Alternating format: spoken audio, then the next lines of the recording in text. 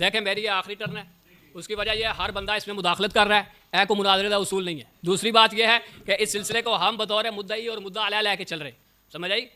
تو تیسری بات یہ میں یہ سمجھتا ہوں اپنے تئیں، میں یہ سمجھتا ہوں کہ میرے دلائل ان حضرات تک پہنچ چکے ہیں، میں یہ سمجھتا ہوں، اور اگر یہ سمجھتے ہیں کہ میرے دلائل ان تک نہیں پہنچے یا وہ قبضہ کو واجب ثابت کرنے کے لیے ناکافی ہیں تو میں انہیں اختیار دیتا ہوں جو مرضی فیصلہ کر لیں۔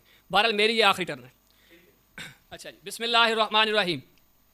عزیز دوستو، میں آپ کی خدمت میں عرض یہ کر رہا تھا کہ ہر چیز کی اصل کیا ہے؟ اباحت۔ ہر چیز اپنی اصل کے اعتبار سے مباح ہے، جائز ہے۔ اگر آپ نے کسی چیز کو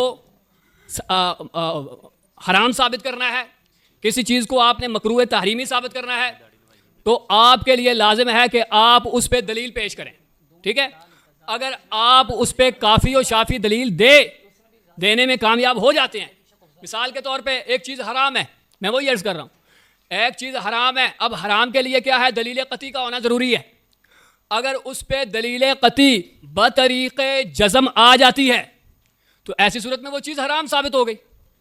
اور ایک چیز کیا ہے؟ مکروہ تحریمی ہے، جیسا کہ ان کا دعویٰ ہے کہ داڑھی، قبضہ بر داڑھی واجب ہے اور اس کا جو ترک ہے وہ مکروہ تحریمی ہے۔ تو مکروہ تحریمی کسی چیز کو ثابت کرنے کے لیے آپ کے ذمہ لازم ہے کہ آپ جو اس کے لیے جس طرح کی دلیل چاہیے ہو وہ دلیل آپ پیش کریں تو وہ مکروہ تحریمی ہو گیا۔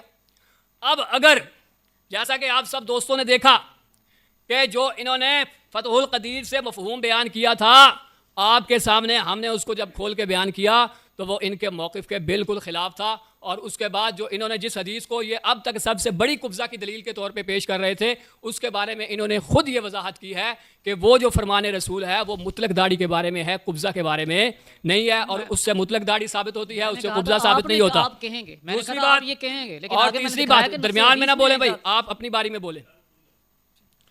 دوسری بات یہ ہے کہ ہم نے فقہائے احناف کا مختار قول اس پہ دکھا دیا کہ فعل رسول صلی اللہ علیہ وسلم سے ہرگز واجب ثابت نہیں ہوتا۔ اگر آپ نے واجب ثابت کرنا ہے تو اس کے لیے قول رسول کا ہونا ضروری ہے، اور انہوں نے اپنے مناظرے کے آغاز میں یہ بات کہی تھی کہ رسول خدا صلی اللہ علیہ وسلم کا داڑھی کی حد کے بارے میں کوئی فرمان موجود نہیں ہے، کوئی فرمان نہیں ہے، انہوں نے یہ خود کہا تھا۔ تو اب اصولی طور پہ تو جو انہوں نے باتیں کہیں، اب یہ تو میرا کام تھا نا، میں کہتا، اور مجھے کہہ رہے ہیں آپ دلائل دیں، بھائی میرے دلائل وہ خود دے چکے ہیں، اب میں کتنی دلیلیں آپ کے سامنے گنواؤں جو میری بنتی تھی لیکن انہوں نے دی۔ سب سے پہلی دلیل، شاباش دینی چاہیے نا۔